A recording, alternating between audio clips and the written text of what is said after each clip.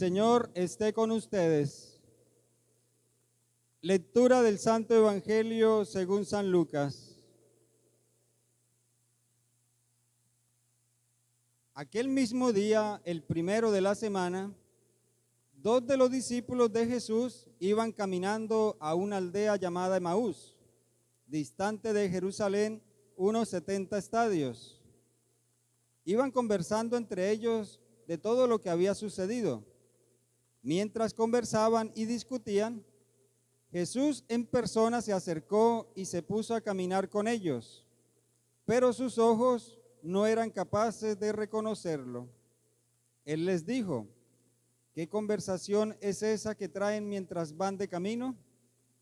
Ellos se detuvieron con aire entristecido, y uno de ellos, que se llamaba Cleofás, le respondió: ¿eres tú el único forastero en Jerusalén que no sabes lo que ha pasado allí en estos días?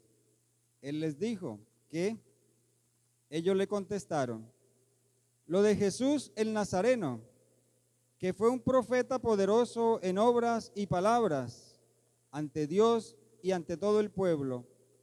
Como lo entregaron los sumos sacerdotes y nuestros jefes para que lo condenaran a muerte y lo crucificaron, nosotros esperábamos que él iba a liberar a Israel. Pero con todo esto, ya estamos en el tercer día desde que eso sucedió. Es verdad que algunas mujeres de nuestro grupo nos han sobresaltado, pues habiendo ido muy de mañana al sepulcro y no habiendo encontrado su cuerpo, vinieron diciendo que incluso habían visto una aparición de ángeles, que dicen que está vivo. Algunos de los nuestros también fueron al sepulcro y lo encontraron como habían dicho las mujeres, pero a él no lo vieron.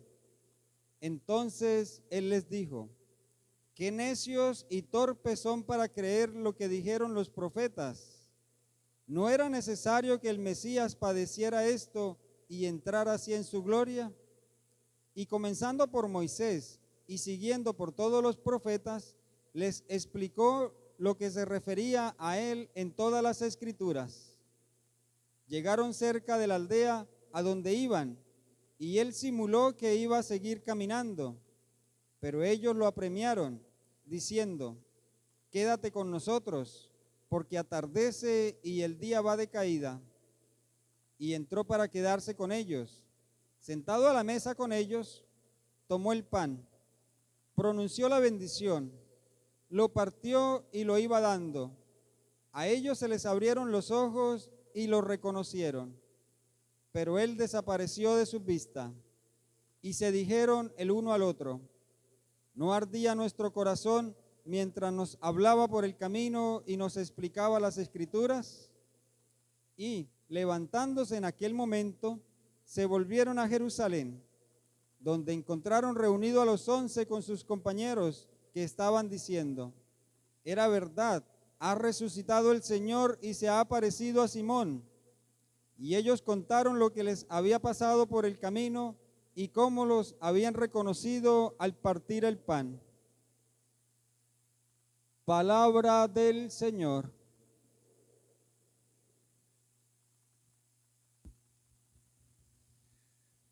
Apreciados hermanos,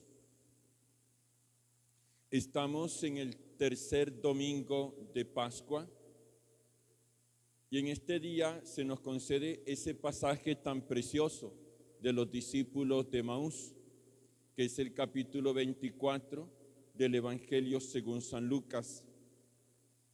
Y la escena es de un domingo por la tarde, el día de la resurrección, en que dos discípulos, uno de ellos llamado Cleofás, deciden salir de Jerusalén e ir a un pueblo llamado Emaús. Y bueno, por el camino se les aparece una persona que es el Señor Jesús, a quien ellos no reconocen. Y en ese itinerario, el Señor Jesús hace que estos que iban tristes por el camino, al final regresaran contentos a Jerusalén por una experiencia con el Señor resucitado. Así pues, de este evangelio quiero resaltar 4 aspectos que pueden ayudarnos mucho a nuestra vida. El primer aspecto es que el Señor Jesús se acerca y le pregunta a estos discípulos de qué están hablando, cuáles son los acontecimientos que sucedieron en Jerusalén. Y allí llama la atención que estos dos le cuentan al Señor todos los acontecimientos. Prácticamente no se guardan nada, sino que describen al Señor Jesús, sus obras y milagros, su palabra. Ellos hablan de las mujeres que fueron al sepulcro, lo encontraron vacío, etcétera, etcétera. Pero resalto que estos discípulos hacen como una especie de confesión en la que no se guardan absolutamente nada. Todo lo cuentan, todo lo dicen. Ese es el primer detalle. El segundo detalle es que el Señor les dice que necios y torpes son para entender las Escrituras. Y el Señor comienza desde Moisés y siguiendo por todos los profetas a explicarles que el Mesías tenía que padecer y resucitar.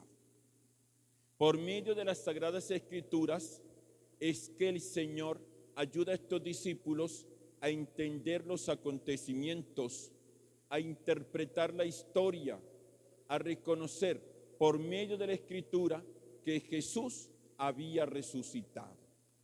Aparecen allí entonces ese segundo aspecto, las Sagradas Escrituras que iluminan la vida del hombre.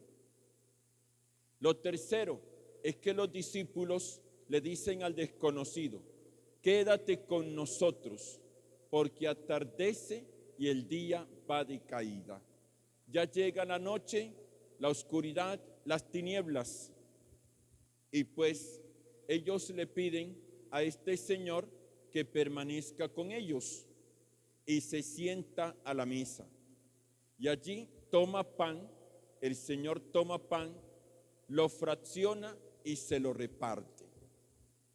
Es prácticamente un gesto eucarístico y llama la atención que los discípulos lo reconocieron en la fracción del pan.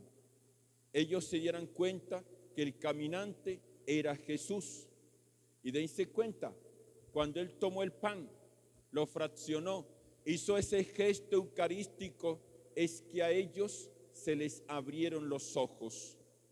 Digamos, reconocieron a Jesús en la fracción del pan, en la Eucaristía. Y el cuarto elemento es que estos, después del encuentro con el Señor, se regresan a Jerusalén, donde están reunidos los discípulos, y ellos llegan con la noticia del encuentro con el Señor. Pero allí se dan cuenta que el Señor también se había parecido a la comunidad, específicamente a Pedro. Ellos llegan contentos y encuentran la comunidad también contenta, feliz, porque el Señor ha resucitado. Y es entonces una comunidad la que celebra la victoria de Cristo sobre el pecado y la muerte.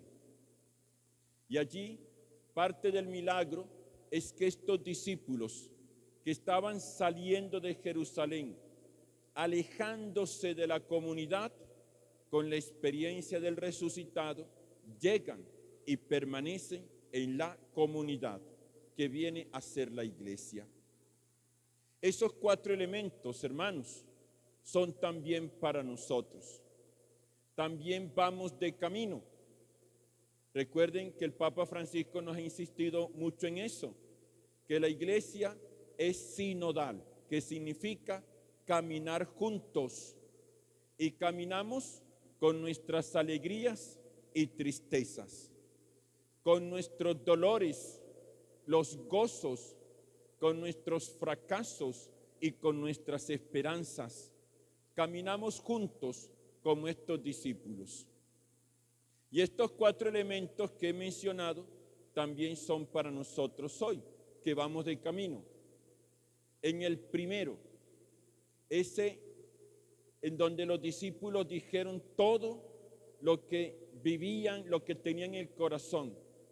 Para nosotros eso aplica muy bien en el sacramento de la confesión y en la dirección espiritual.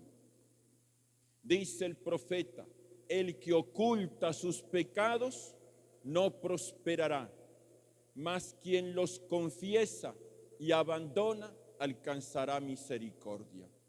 Hermanos, a nosotros nos corresponde esa tarea, confesarnos. A veces se nos pasan tiempos sin ir al sacramento de la reconciliación, y eso es ocultar el pecado. Lo segundo es que cuando nos confesamos tenemos la tentación de no decir todos nuestros pecados. Los ocultamos. A veces los ocultamos porque llegamos a pensar que el sacerdote se va a escandalizar, y eso es equivocado. Por eso Dios quiso que nos confesáramos con otro hombre, porque si nos confesáramos con ángeles, cuando yo le dijera mis pecados a un ángel, el ángel sí se iba a escandalizar y el ángel sí que nos iba a dar duro. Pero otro hombre, ese sí que entiende que son pecados. Y no se puede ocultar los pecados porque es otro como yo, que sabe de debilidad, que sabe que es un pecado, que sabe que es sufrir por un error, y me entenderá. Por eso no hay que ocultar los pecados. El demonio nos quita la vergüenza para pecar, pero nos devuelve la vergüenza a la hora de confesarnos. Así que ese aspecto es para nosotros. No ocultemos nuestros pecados. Vamos al sacramento de la confesión y hay que decirlo todo, así no duela, pero hay que decirlo todo. Porque el que confiesa sus pecados, los abandona, alcanzará misericordia. Lo segundo también es para nosotros, la palabra. El Señor predica a estos discípulos y es por medio de la Escritura que ellos entienden la historia, reconocen que el Señor ha resucitado, que está vivo. Para nosotros es también necesaria la palabra, ese leerla, meditarla, guardarla en el corazón. Las Sagradas Escrituras, la palabra de Dios, hermanos, es necesaria que nosotros la tomemos, porque la palabra nos ayuda a entender nuestra vida, nuestra historia. La palabra nos ilumina y nos permite reconocer cuál es la voluntad de Dios. Por eso hemos de estar siempre enamorados y muy atentos de la palabra. Lo repito, leerla, meditarla, guardarla en el corazón y de manera especial los santos evangelios. Toda la Escritura es buena, muy buena, pero yo les invito siempre a que nos detengamos de manera especial en los santos evangelios. Allí el Señor Jesús nos habla siempre de manera especial y podemos recibir luz para nuestra vida. Lo tercero también es para nosotros, la Eucaristía. Vamos por la vida preguntando: ¿y dónde está Dios? Quiero verlo, quiero sentirlo, quiero adorarlo. ¿Dónde está? Así vamos por la vida. Pues bien, el Señor a la súplica de los discípulos, quédate con nosotros, respondió con la Eucaristía. Hermanos, la Eucaristía es un acto en el que el Señor Jesús se hace presente. En este altar, el pan y el vino, por la oración del sacerdote, se convierten en el cuerpo y la sangre del Señor Jesús.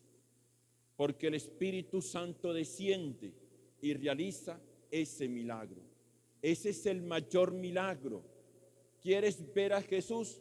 Aquí está la Eucaristía. ¿Quieres adorarlo? Aquí está este sacramento. ¿Quieres recibirlo en tu vida? Ven y participa de esta gracia especial de la Eucaristía. Jesús se hace presente. Y se hace presente, hermanos, independientemente de que tengas fe o no tengas fe. En esta mañana, en este día, si tú tienes fe, verás aquí al Señor Jesús. Si no tienes fe y no crees en la Eucaristía, ten la certeza que el milagro se va a realizar. El milagro se va a realizar.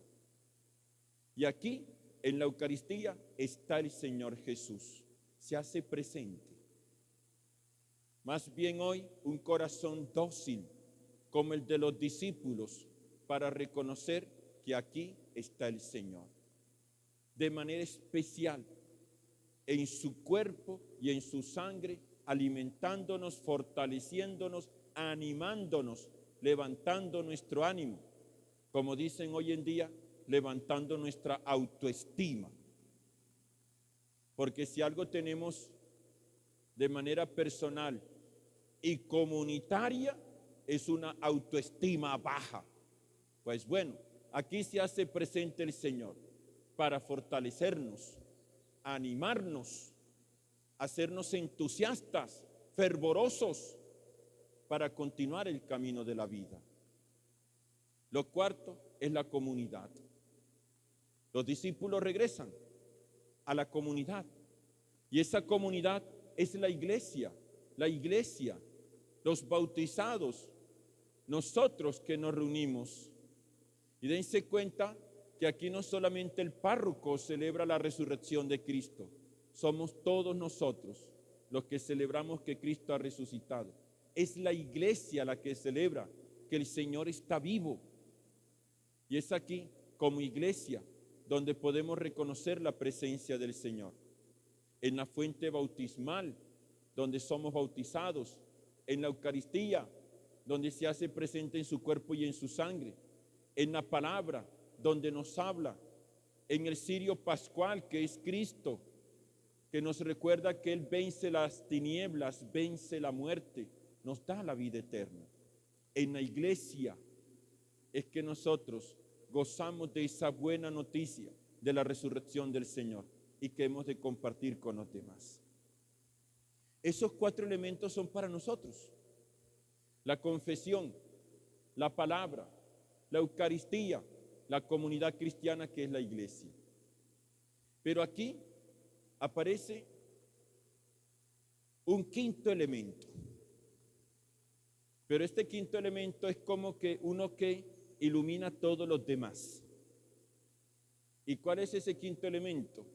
El Espíritu Santo, que hemos escuchado en la primera lectura.